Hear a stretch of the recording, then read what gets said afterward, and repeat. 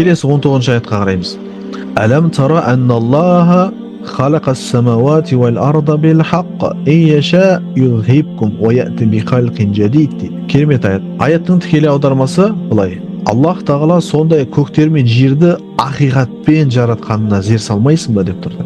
Көрмейсің ба деп тұр көктер мен жер. Неге Аллах аспан жерді мысал ретінде бізге келтіре береді осылай? Құранда көп жерде бар. Көк пен жерді жараттық, көк пен жерден нөсер жауын түсірдік деген секілді осындай көптеген аяттар бар. Бұған дейін сіздерге қанша түсіндіріп мысалдармен келтіріп өткенбіз.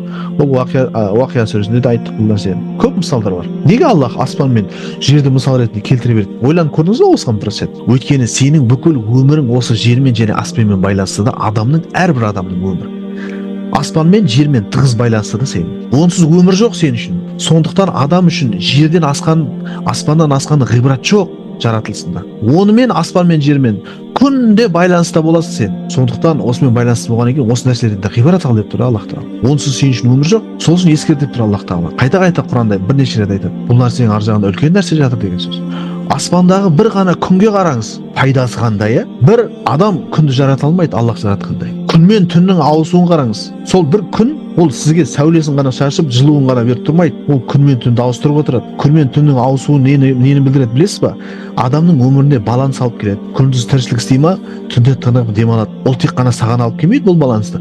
Ол бүкіл айналадағы өсімдіктер, жеміс жидектерге де баланс алып келеді. Мынау бидай, дәнді дақылдардың барлығы өсіп шығып жерден саған азық болып келу үшін алдыңа. Сол өсімдіктерден пайда етіп, сен дертіңе шипа табу үшін сол өсімдіктердің барлығы осы күн мен түннің алмасуына тәуелді қылып қойғанда Аллах тағала. Күн егер шақшиып, еш уақытта батпай үстімізден қарап тұра беретін болса, ыстығын беріп шашып тұра беретін болса, анау өсімдіктер өспейді, ол анау жемістер піспейді. Ол сондай күн мен түннің алмасуының арқасында, сондай процестің нәтижесінде осындай ортаға келеді бұл нәрселердің барлығы. Пісіп жетіліп, бізге азық болып пайдамызға жүземізге асырамыз осындай. Бір күннің пайдасы, бұл мен айтып жатқан, бұл бір жағы ғана. Ал жердегі өсімдікке, жерге қара, аяқымен басып жүрген жеріңе, өсімдігіне қара, ол жерде суға қара, ол жердегі отқа қара. Уақия сүресінде бұның бәрін тәптіштеп айтқанбыз сіздерге. Дәл осындай тақыр жерден жаратқан, мысалы аяғымыздағы өсімдік шыққан секілді, өсімдік өздігінен шығып жатыр ғой, көктен нөсер жауын жауғаннан кейін. Сол топырақтан әуелі адамды жараттық деп тұр Аллах тағала. Сол топырақтан қара. Демек жерден сен шықтың сол топырақтан. Сосын одан сендерді өсімдіктер секілді ол жерге көп болып шықтыңдар дейді. Яғни адам топырақтан жаратылды, әуелгі адам ата. Содан кейін жердегі өсімдіктер секілді сендер де сол адамнан көп ұрпақтар болып тарадыңдар дейді. Демек бұл өсімдіктердің жерден шыққан. Мысалы дәл біз секілді де адамдар секілді. Сол жерге шыққан жерге ертең өлген кезде қайтып кіресің, қайтып сонымен байланысқа кіресің. Демек көктер мен жердің жаратылысы біздің жаратылымызбен үлкен мән бар, үлкен тығыз байланыс бар. Сол үшін Аллах тағала Құранда көктер мен жерге қарамайсыңдар ма деп айтып ескерте береді. Көк пен жердің жаратылысы адамның жаратылысына үлкен ерекше мән беруіміз керек олар.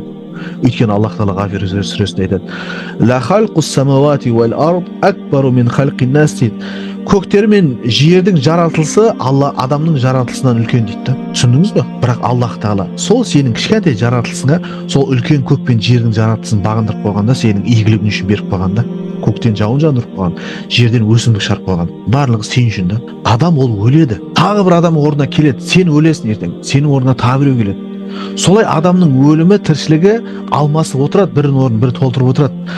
Ал аспандар мен жерлер тұрақты да, олар өлмейді. Мына аяттағы бел-хақ деген ақиқатпен жаратқанына зер сал деп тұр. Бел-хақ деген осыны білдіреді. Көк пен жердің жаратылысы сенің жаратылысынан үлкен деп тұр.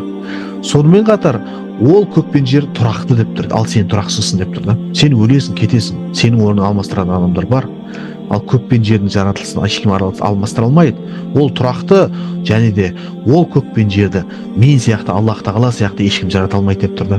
Бел-хақ деген осыны білдіреді. Ақиқатпен жаратылды олар.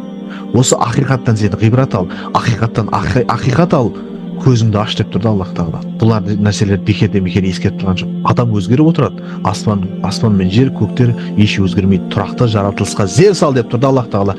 Тұрақсызсың сен деп тұр. Сен кетесің деп тұр ертең. Ал бірақ мына тұрақты кетпейтін әлемге жер салсай деп тұрды сен. Тұрақты нәрсеге мән бер деп тұрды Аллах тағала. Көрдіңіздер ме?